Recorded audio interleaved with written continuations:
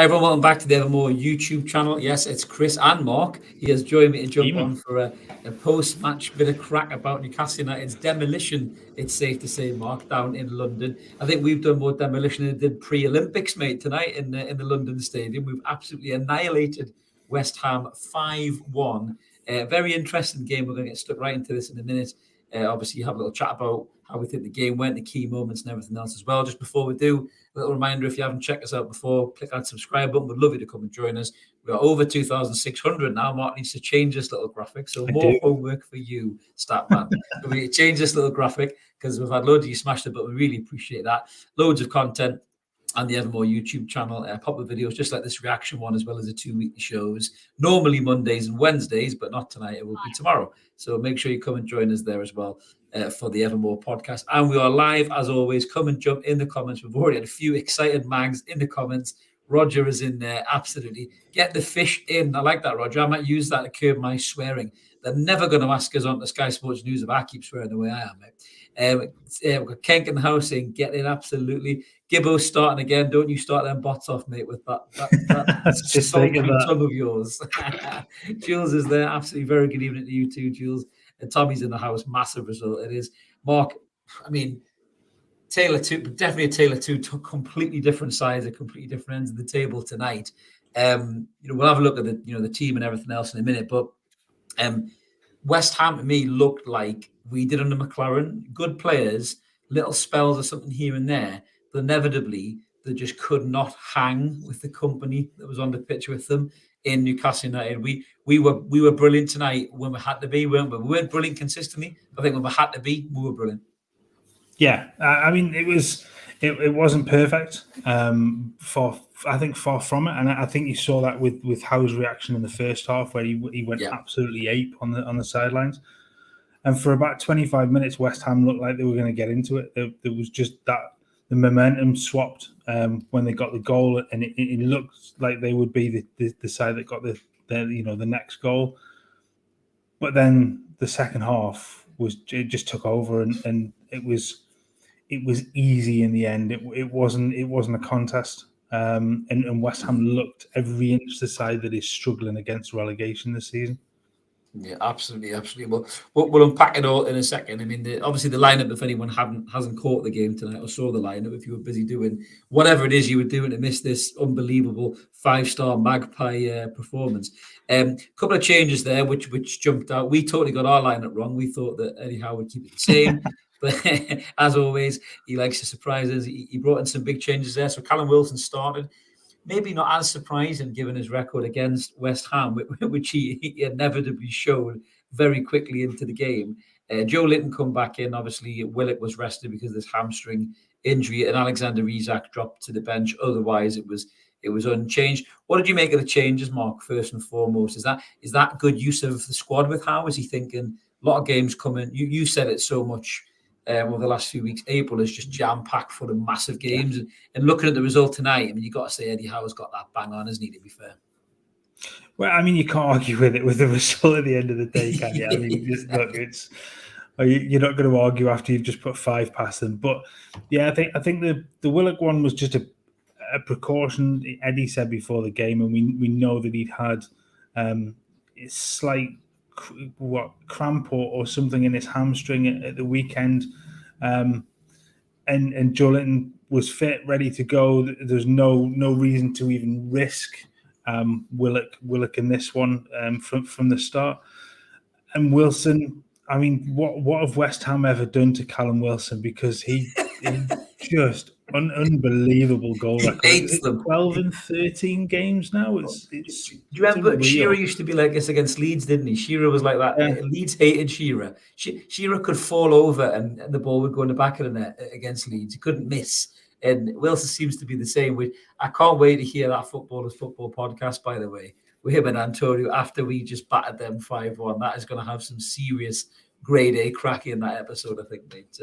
And poor Mikel Antonio, who actually didn't do too bad, I thought. He played his part in the goal.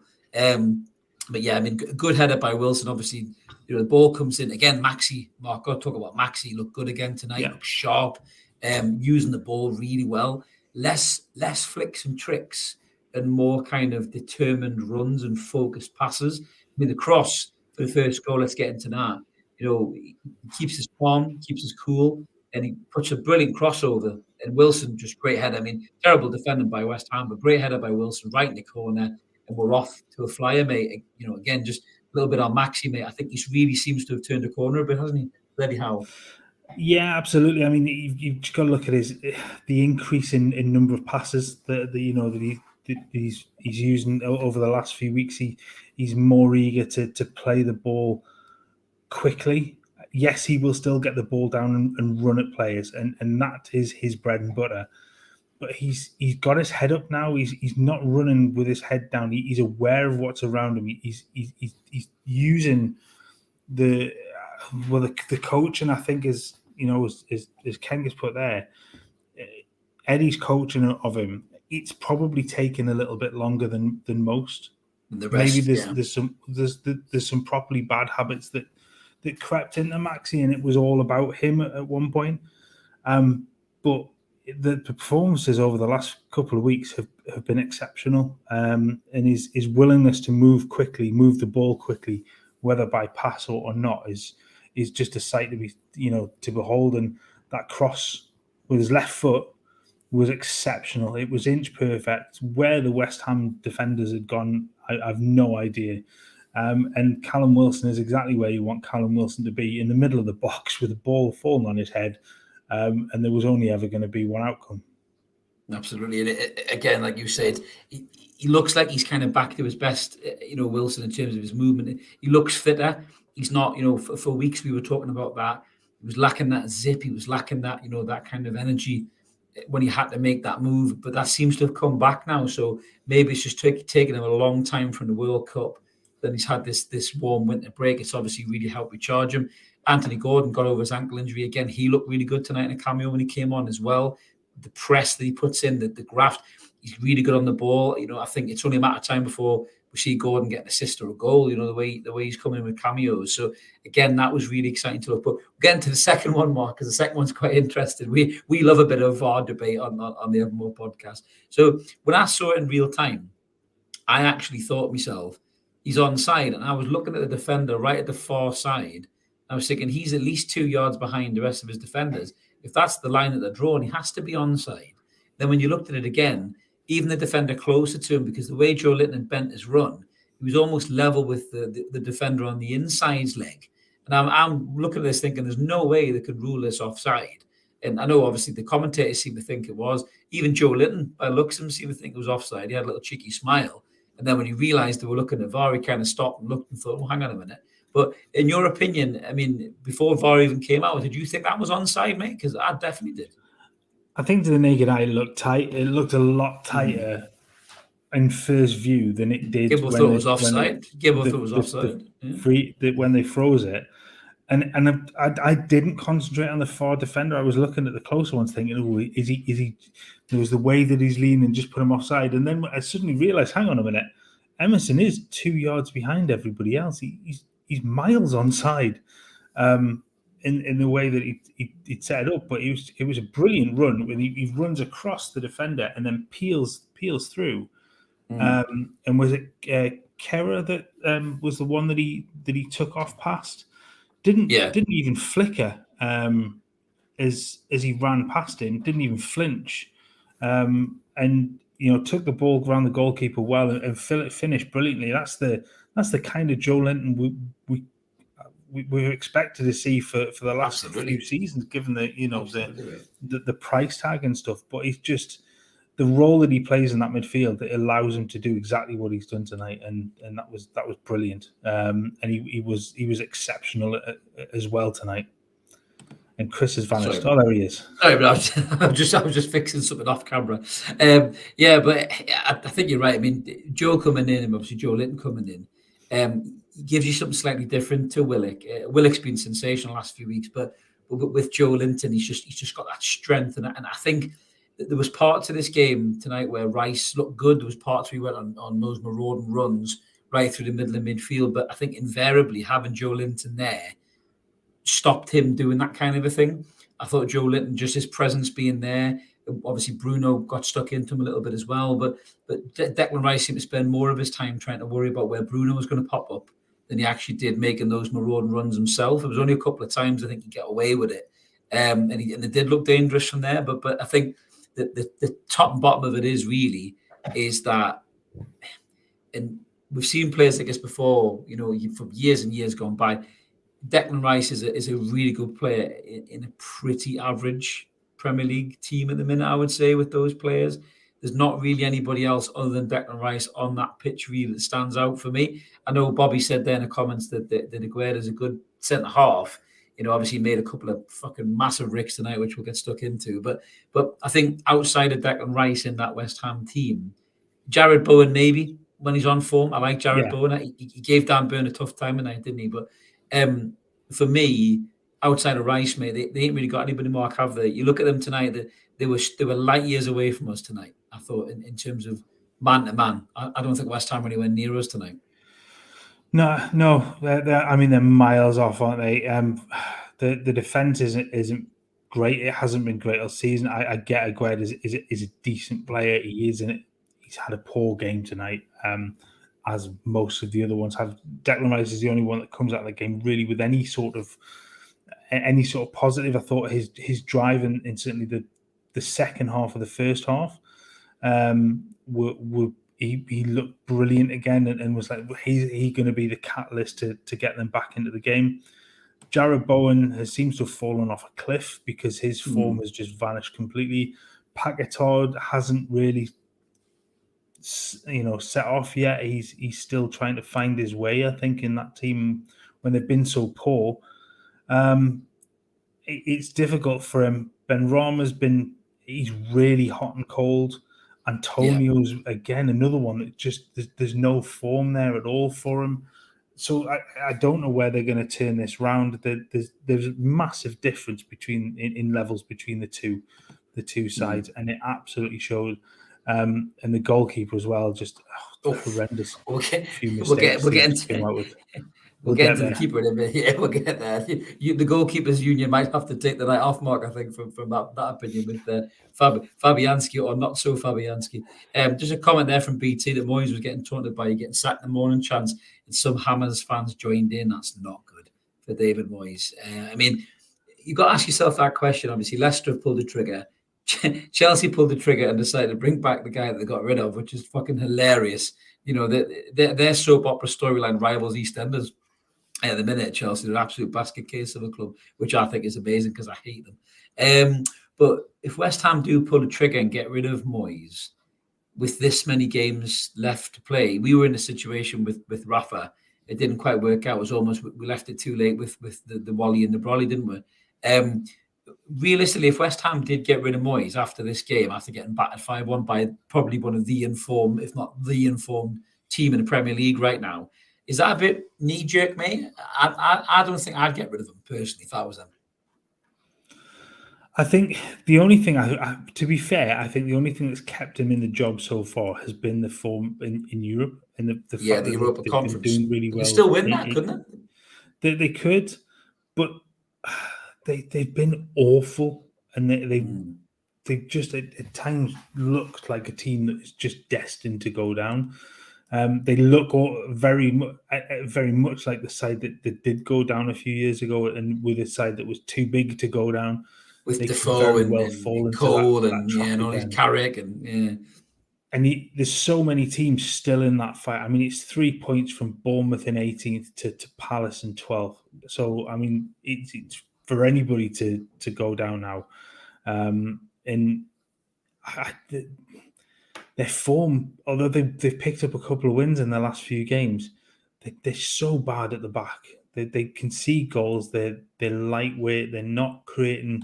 They're not scoring goals, and that's their biggest problem is they just don't score goals.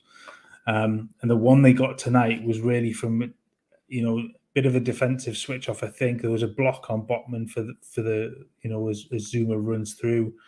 And that's it. That's really as much as they really created. Yeah, I mean, we might talk about that goal in a bit more detail. And I think Antonio disrupts Pope quite well in the lead up. In terms of centre forward play, it was decent by Antonio. He gets in the way. he kind of stops Pope getting up a little bit, and then Zuma obviously gets past his man, as you say, and he heads in the back of there. But by and large, outside of the first 3 or 4 minutes where West Ham did actually start a little bit brightly, and I think Bruno nearly put the ball in the back of the net to me early on. But after that, we just turned it up. But outside of that goal that they scored, I mean, they didn't really offer a great deal, did they? In terms of an attacking threat. I mean, Bowen huffed and puffed, but he couldn't really blow the house down. And as you said, there's nobody up top there. So, but we're not going to talk too much about West Ham because this is our night. We battered them 5-1. So obviously we go in at half time 2-1. We come out, and any Premier League team really wants to keep it tight for the first 5 or 10 minutes of the second half.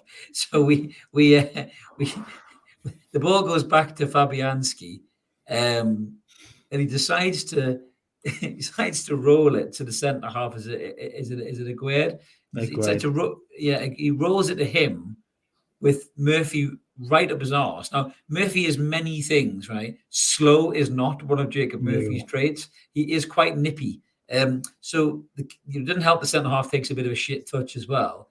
And Murphy's on him like a fucking rash. Before you know it, the ball is squared for one of Callum Wilson's easiest ever goals. He's going to score in his career.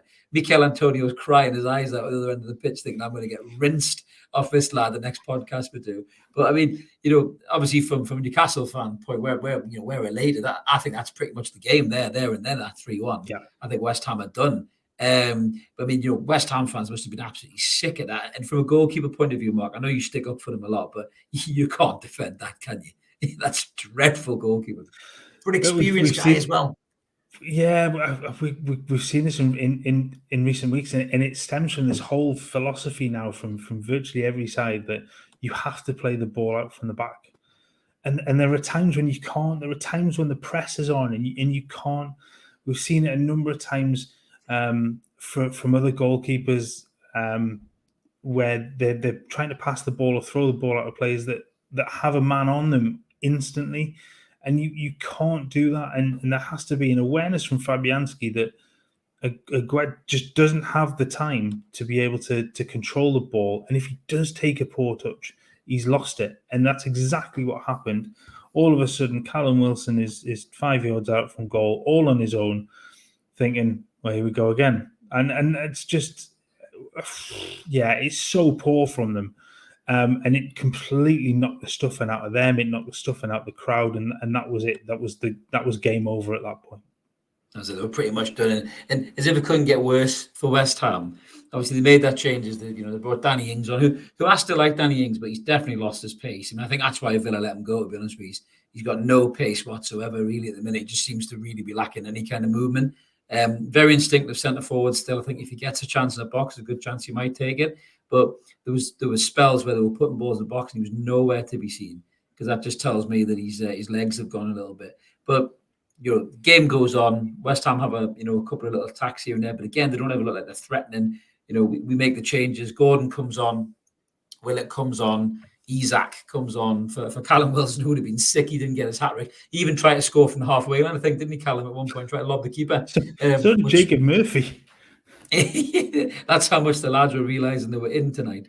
But so we make those subs, and again, it's just another illustration of the depth and the quality that we have to come off the bench, that we've got those players. I mean, all those players coming off the bench are impact players. They've got something about them. They've got pace. They've got ability. And you think to yourself, you still got Miggy come back into this equation as well. And you think to yourself, we actually have something now on the bench. That if we are struggling in games, we can turn it. But let's just talk about the subs individually before we get into the next goal. So Anthony Gordon, he come with a bit of controversy. Some fans weren't too sure of him. The little glimpses we've seen of him, he's looked quite good. He picked up his ankle injury, which was frustrating for him. But he's come back from that. We've had 2 cameos off him now in 2 very different games. Manchester United at St James's Park and West Ham away.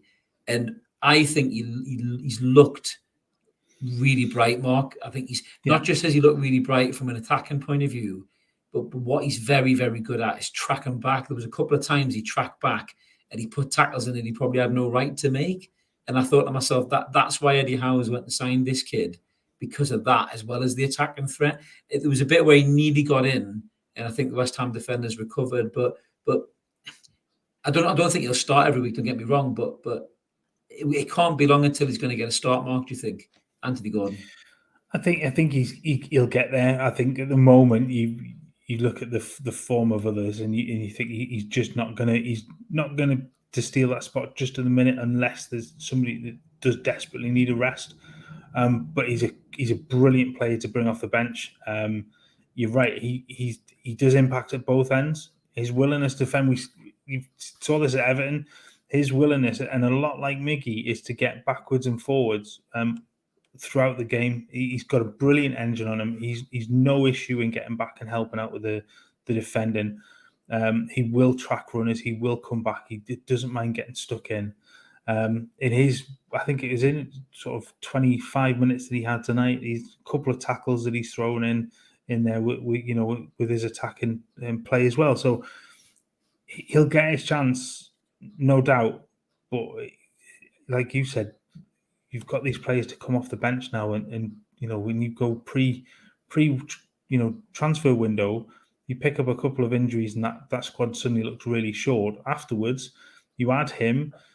You bring in a couple back, and all of a sudden the squad looks a lot brighter. And you throw in form of St. Maximin and Murphy, which wasn't there before. This is a decent squad now. See you later, Roger. Cheers for tuning in, mate. He's off for a kip. It's quite funny because my mate Phil, the Leeds fan, has been on the channel before. Big shout out to Phil. He texted me before the game. He said, "No, Isak." I just texted him back and said, "We're saving him for Leeds," and all I got back was a crying emoji, which I thought was fucking super.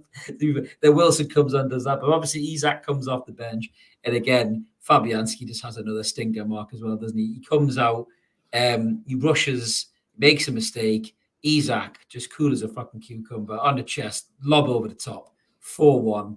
And I love the fact that it was almost he was too cool to even celebrate at one point, was Isak. Then eventually just lost his mind and started shouting and cheering and everything else. But we were already in the ascendancy. Really, West Ham weren't really offering anything in the game. I didn't think nothing potent enough anyway to breach our defense.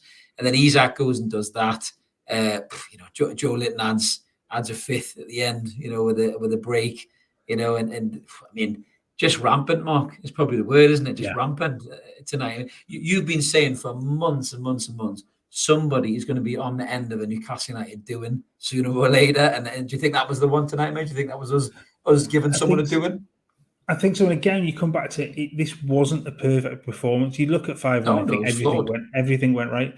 There were bits of that game that weren't right. That second part of the first half was awful.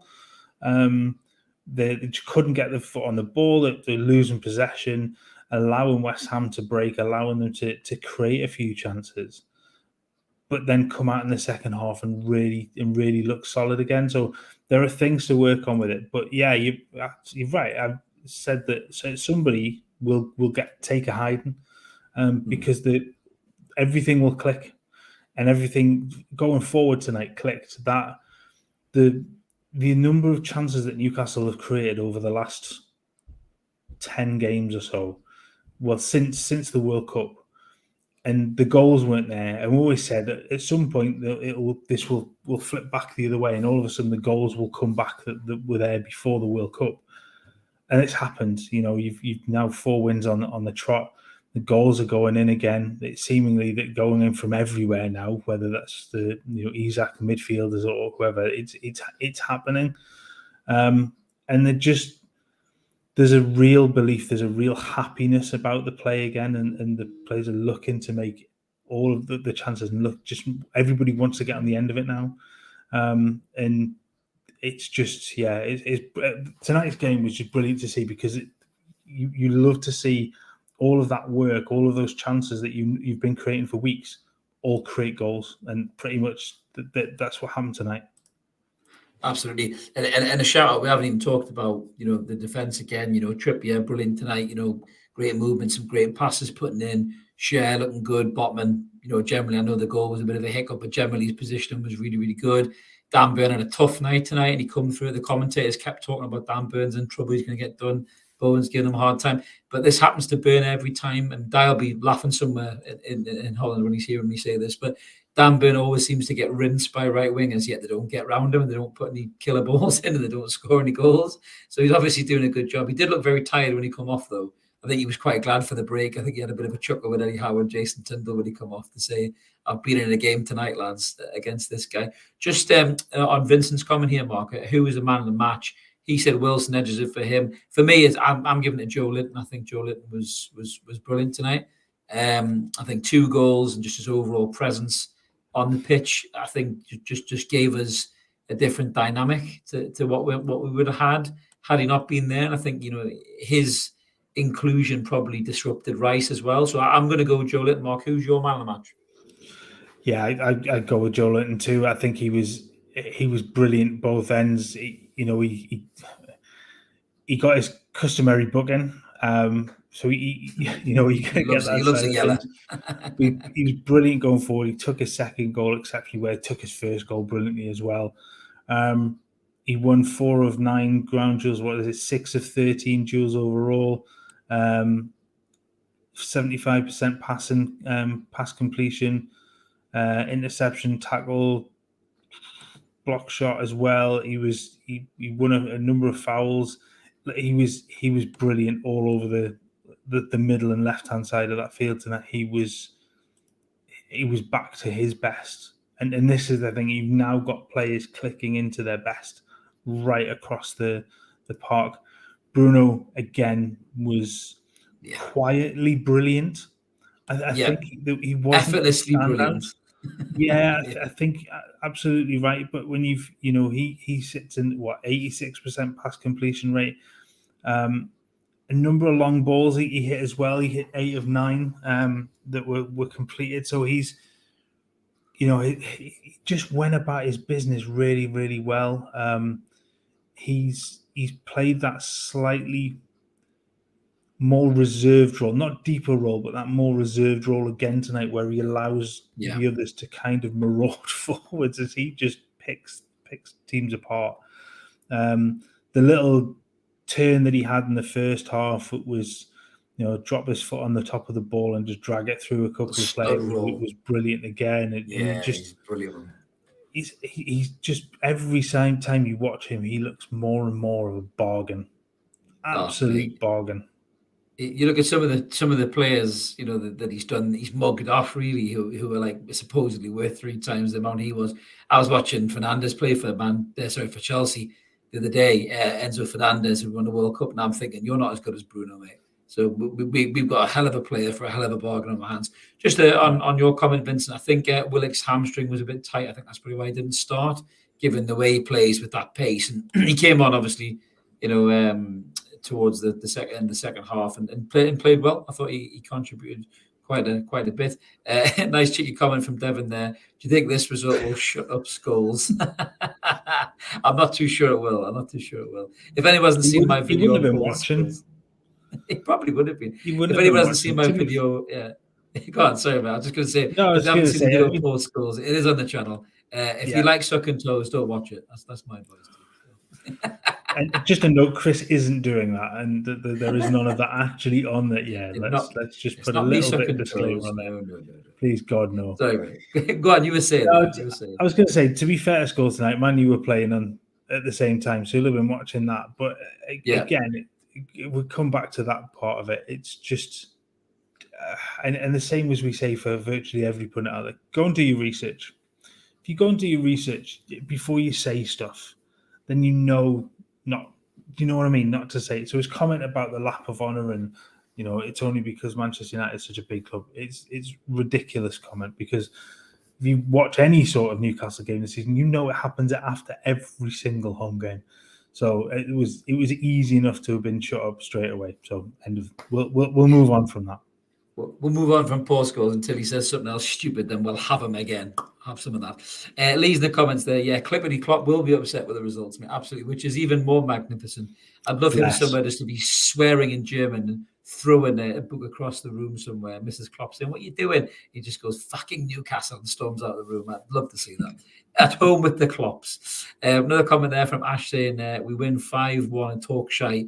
Just want to talk about, yeah. That's typical of them, Ash, to be fair. Even Sky were doing this when we beat Man United. It was all about how Man United have self-destructed, how Man United aren't doing very well, how Man United are struggling, what Ten Hag has to do next season. About this much of it. See you later, Jules. Thanks for tuning in. This much of it was about how well Newcastle played. Even Shea Given made a joke, Mark, didn't he? So I thought it was on Man United TV for a minute there when he was on Sky, which is brilliant. I love Shea Given. I'd love him to come on our channel and just have a chat with us. But Shea Given is brilliant when he's on the TV. But he does it with such a charm. But he was right that they were talking way too much about Man U and West Ham. But listen, this is about Newcastle United. We'll talk about it, guys. Tune in and listen to us. Oh, nice one, Ash. You got 2-1 odds on Wilson to score any time. Nice one, mate. Certainly against that team. Absolutely. JB's got a Vamos in there. I'm sure Bruno's screaming that at the top of his lungs. Devon agrees with us, Mark. Big Joe man of the match for him as well. As does Ash. Has to be Joey. BT is saying Botman was at fault for the West Ham goal. He lost Basuma. I suppose. I think he does lose him in the run, but then as he turns to sort of track with him, he gets blocked off. I think it might was it Paquetá that blocks him off. So there's a little bit of manoeuvring of the West Ham defenders or the West Ham attacking players to sort of block him off as Zuma's running through.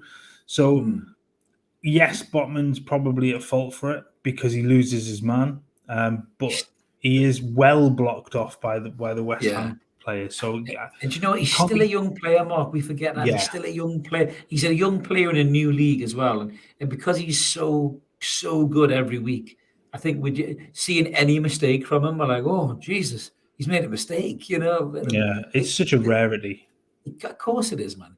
Let's call a spade here. We're 1-5-1, so in retrospect, it wasn't really that important, was it? In all fairness, So, but he will make mistakes going forward. He might make a big one, but he will bounce back for it because he's that good of a player. Gibbo's saying Bruno man of the match for him. So Bruno was very good tonight. Coin says Big Joe, Bruno, and Trippier. Tommy's saying he thought Bruno really pulled the strings in midfield tonight. Yes. As Bobby says, Bruno was amazing. Great assist for Joe's. It was a beautiful ball. He had a couple of them tonight, Mark, didn't he? Vincent saying he loves having a silky, cultured striker in Alexander Isak. A little bit on Isak, Mark. He had a brief cameo tonight. We've got Brentford at the weekend, haven't we? Isak might start that one. But, you just see when he comes on the pitch, he just oozes class, Mark, doesn't he? Just oozes... he's got that arrogant confidence as a centre forward. Wilson's got it too.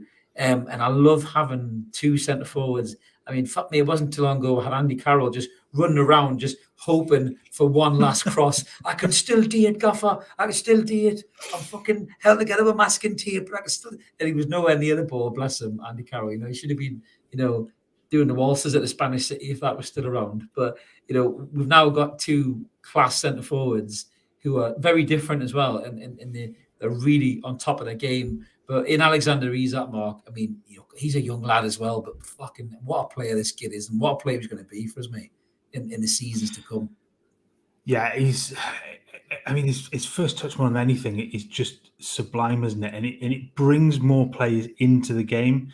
He's just got such a way of the ability to just bring the ball down from almost anything and then move it on. And he's been absolutely exceptional. And defenders are terrified of him now because they know exactly what they can do. When he squares them up, you can just see the fear in their eyes when he squares them up. They just think, oh shit, like he's gone here. Exactly. And they know he's got the pace to get past them. They know he has the ability to finish. He can play balls through. He can, what I mean? He is that almost in essence the complete forward in that regard. Yeah, and he's good in the air. He's got it all. Well, exactly. It doesn't even matter. He's built like a pipe cleaner. He's still class, and he doesn't need muscle. This kid, he's that good. He's just got everything else. Bobby's saying he wishes Maxi was a bit more selfish at times. That's an interesting one, isn't it? We've just been praising Maxi for his team play. If he was a bit more like the Maxi we've seen previously, maybe he wouldn't be as effective, Mark, do you think? If he was a bit too selfish, going to goal himself? Possibly. It's a funny thing you sort of say that, because when you look at Excuse me. Oh, When you sort of look at how he played, there was a ball that dropped to him in the second half, and you just thought, hit it, just hit it. And he sort of was sorry, the first half where you just wanted him to hit it, and he didn't. And it's that part. You just be selfish at that point, and I think usually you'd see that. But I think there's this team ethic now, this team ethos with him is get him in and play it. He's got to fit in with it. In a better position. Exactly. Yeah. I think there was that one he knocked across the box, wasn't it? He knocked across the box, and I don't even think Bruno thought he was going to do that. So Bruno held back a bit, and then he put the ball in, and normally Bruno would have ran in, and he's probably thinking, well, why didn't you shoot? Do you know what I mean? So it's a bit, it's one of them, isn't it? He's adapting his game. David said number one priority in the summer has to be an attack and left back. It's interesting. I saw a really good video from Craig Hope. He was walking down our neck of the woods, Mark, down the coast, and he was talking about budgets and the type of players that he's heard Eddie Howe and the team or the club are going to go after in the summer. We're going to talk about this a bit more tomorrow on and Evermore. But as good as Dan Burn has been, as much as we love Dan Burn, all of the attacking threat comes down that Trippier side. We've said that so many times. I think we'd all be shocked, if what David's saying is wrong there. That we're going to go after an attacking left back. We keep throwing the name Grimaldo in there from Benfica, who just seems to be the perfect template, really, as a free agent. I think the only snag with him is he 28? 20? Is he? Yeah, I was going to say he's knocking on. That seems really harsh to say to somebody. 28, 29 years, I think, isn't he, or something like that? I think he is 28 now. But he's still got years ahead of him. It's not like he's, it's not one of those players that is playing while losing their pace or anything like that. He's 27. He's 27. I've done him a disservice completely, haven't I? Sorry, Grimaldo. Yeah. Alex. If you look at how good Trips is now, but you've got 5 years ahead of you with him, so potentially you bring him in, and you've got another 5 years with him to then find the future. The next sort of one to come in, the Harrison Ashby to take over from Trippier, for example. Or the next step up from Grimaldo. I think he would be an exceptional signing. Plus, he gives you the left-right combination in terms of dead ball, because he's brilliant for free kicks. He's brilliant from his set piece delivery, and his goal threat from set pieces as well is sensational, really, mate. So it's a total new dynamic for us. Hi to you, Shez. Cheers for tuning in, mate. Really appreciate that. Bobby's saying if we bring in an attacking left back, we're definitely going to need a solid ball with a number 6. That was another player that we'll get stuck into the budgets and transfer talk tomorrow. But that was another one that Hope had mentioned as well about that position. Big thank you from Rich, the Everton fan. Yeah, no problem, mate, if we could do you any favours. But it is so tight down there, as Mark just said before. It could be one of bloody 9 or 10. And as you rightly say, Rich, our goal difference looks, a lot of our goal difference looks better. I don't know if you mean your goal difference, but our goal difference is magnificent alongside, the other top 4 contenders. Shez is saying that Eddie hit the nail on the head, that although we weren't our best today, we were clinical in front of goal, which we haven't been before. Do you know, I think just on that, Mark, just in the point Shez makes, that's work on the training pitch, mate, isn't it? It's got to be, because we were struggling with that. We were good in games, but we weren't clinical enough. And you look at it now, and we were almost, even when we're struggling, we take our chances now, and that's got to be coaching work on the training pitch, mate. Yeah, I think it's coming. You've seen it coming, and we talked about this before. Look, they're creating so many chances. At some point, it'll click, and you will just start to see the ball hitting the back of the net more regularly. And it's exactly what happens. And you work on it, and you work on it, and you work on it, and sooner or later, that hard work will pay off. And like you said, that's exactly what's happened tonight. You've taken the majority of your chances. When you consider what was the final score, so 8 shots on target tonight, you've scored 5 goals, 5 big chances, and taken them all. So that says it absolutely all. I think your XG for tonight was 3.12, so you've massively overperformed in that regard. But those 5 big chances, you take those goals as you'd expect. Absolutely. Ash is saying I'm on 1909 in FPL. Is that our league, is it? I've thrown a bit of a Conte, Ash. I've tossed a wobbler and disappeared. I've not even picked my team properly. To be honest, I keep forgetting, mate. I've been so busy with work. But yeah, well I'm done, about mate. 50 behind, I think. Yeah, 50 behind. Mark's a lot more serious than I am. I've kind of done a bit of a Mike Bassett approach and just chucked shit at it and see what happens. Ash is saying you had Isak as captain too, so absolutely brilliant. Well done, superb. What else we got here? Yeah, we've got a comment there from Bobby saying the ball by the far post from Max in the first half, where he tried to cushion it back, could have shot, which is what you've just been saying, mate. Absolutely, absolutely. Ash is saying he would take Davies, Canada's wonder kid. He's a fullback, isn't he? Yeah, he'd be a good shout. He'd be an absolutely good shout. What else we got here? Sensible Monica say he used to play attacking left back in the Whitley Bay and District League. I'm up for it. I'll cost him out. Well, you get yourself to St James's Park, Sensible, or up the training pitch, mate, and you have a chat with Eddie. You might just find a place for you, mate. We've got Alan Thompson in the comments there, as we can name you love Mark from the past. Just came off the roof, lads, buzzing. Now we can calm down, get prepared for Saturday. So important we don't get carried away, but it's very hard. Yeah, it's very hard not to get carried away, mate, because we've just been absolutely class.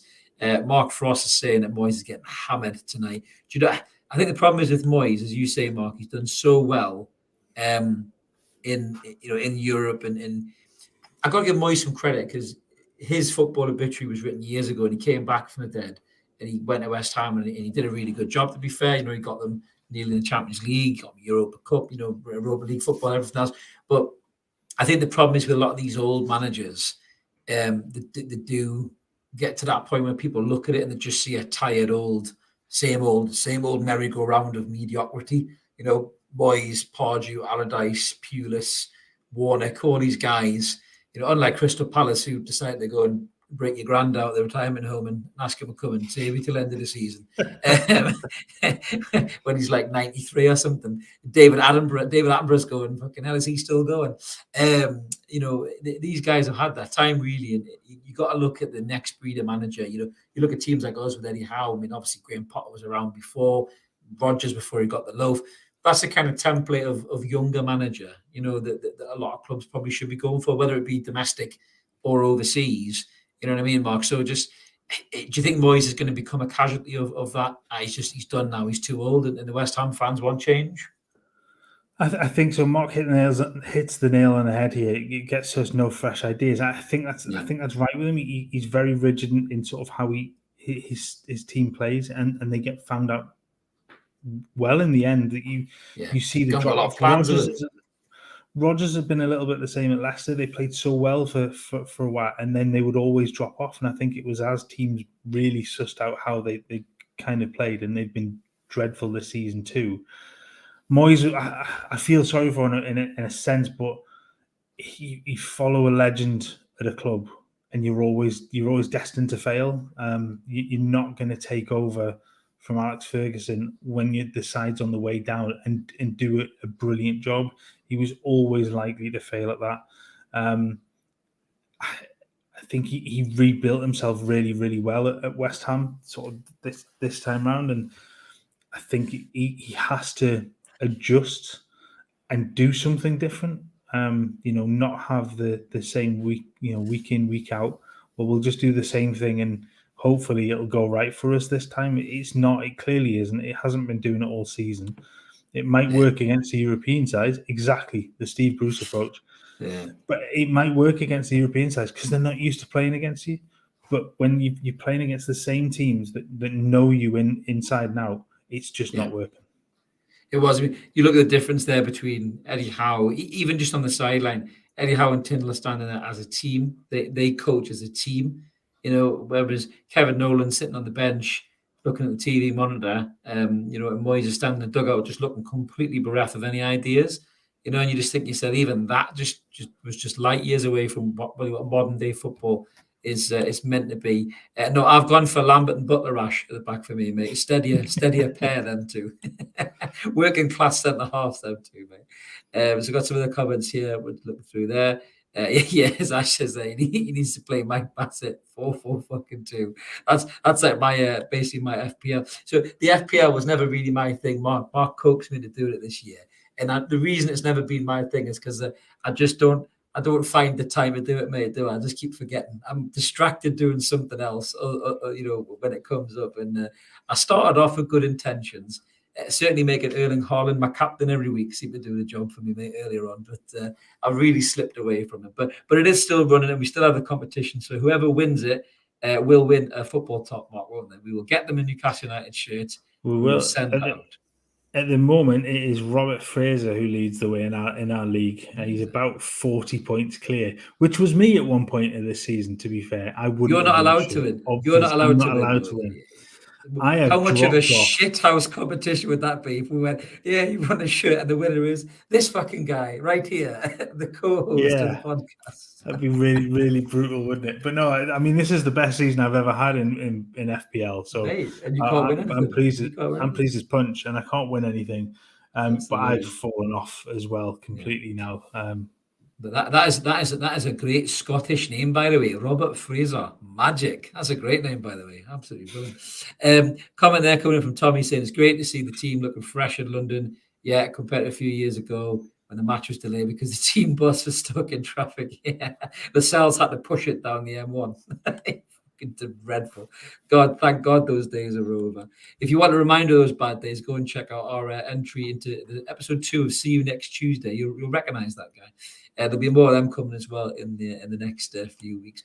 But a comment from Cher saying, I thought the Bellingham signing would be 2 or 3 seasons away, but if we make it top 4, would it really be unrealistic now? That's a great question. You've mentioned this before, Mark, about Bellingham, not in a serious kind of way, but I think it shows the ambition of the club, doesn't it?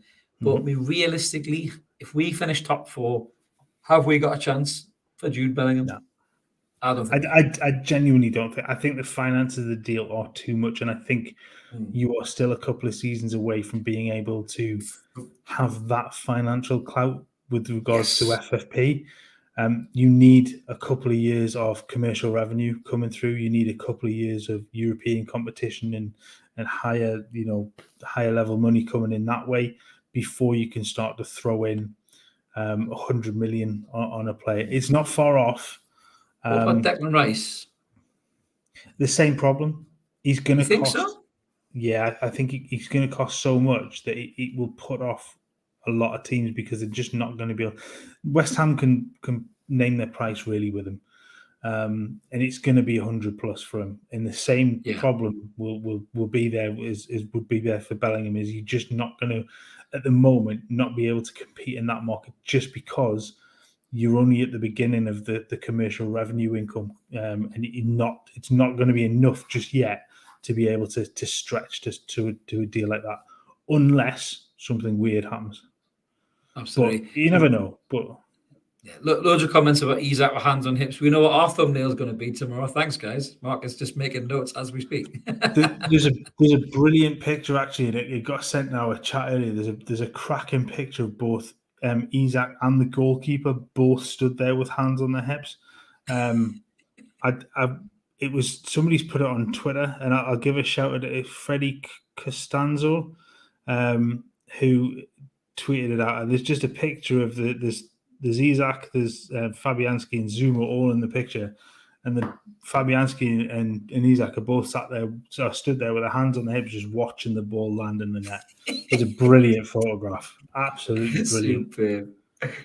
Someone's going to mock it up and put the Time Warp song on there, aren't they, from Rocky Horror? That'll just be superb. That you put your hands on your hips, absolutely brilliant. But it's been a fantastic night for the club. Obviously, great result. 5-1. I think, as we've said, Mark, the momentum is definitely with us in this top 4 race. It's ours to lose. Bring on Brentford at the weekend. I think we're gonna hopefully have a good result against them too. That'll be a tough game. There's no doubt about that. But no game's easy in the Premier League. But I think we're navigating this busy April really, really well. That's a fantastic. That could be the thumbnail right there, mate. The hips don't lie. I love that to coin. That might make a guest appearance. We'll give you a shout out, mate, if Mark does go with that one, mate. But yeah, so I think that's us pretty much wrapped up for tonight, guys. So thank you so much to everybody who's jumped in the chat. It always helps us flow when we talk about this stuff. I just love doing these post-match reactions, Mark, at the minute for this football club, because every game is just brilliant. It's so happy, isn't it? It is, It's just isn't it? everybody's so happy at the moment. It's brilliant. Yeah. Remember when people used to tune in when all they was moaning about Ashley and Bruce and everything else? Different world, mate. A very different world. To be fair, I think the first one we ever did for this was the Cambridge game. It might have been a post-match one. So that we flipped from that stage to this one, and it's been, the nice positive feel that comes through this rather than the negative side of things. Yeah, we had loads of Cambridge. Yeah, we had loads of Cambridge fans on their way back on the train with a hummus dip and the carrot sticks go ho, ho, ho, ho, as the beat us. So yes, how far we have come as a club and a channel.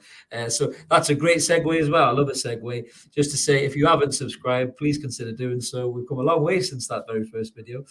So we're over 2,600 subscribers now. Loads of room for you guys. All great Newcastle United chats and stats on the channel. 2 live shows Mondays and Wednesdays, and pop-up videos just like that. It does make me sound old. I feel old, Gibbo. Honestly, I work in sales, mate. I'm only 23. It's horrendous. Honestly, it zaps the life out of you. I did tell one of the young colleagues who started me, I look like Harry Styles when I started. His fucking face just went white. But anyway, so this is us all wrapped up for this post-match. Come and join us tomorrow. We will be live from, I think, 7:30. With me and Mark, and we've got Ash and PK joining us, so we'll have loads more Newcastle United chat. So make sure you tune in for that, guys. Until then, let's keep supporting this team. We're Core United, 3rd in the league, 5-star Magpies tonight. Get in, and we'll catch you later. Take care, guys.